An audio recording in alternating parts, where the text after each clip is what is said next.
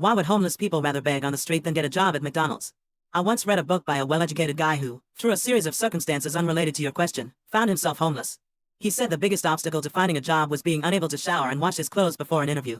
Walk in looking and smelling like a homeless person and the odds of getting a job anywhere are next to zero.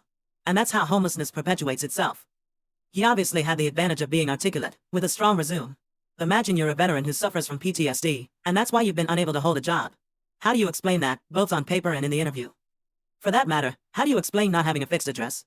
Perhaps you managed to get cleaned up for the interview itself, but once an interviewer knows you'll be coming into work after sleeping on the street, he's going to assume you'll be bringing the stink. To support my argument, I will now introduce the Pope.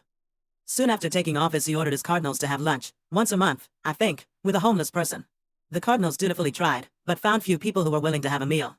Pope Francis, wonderful human that he is, looked into the matter and found out the homeless were embarrassed by their smell.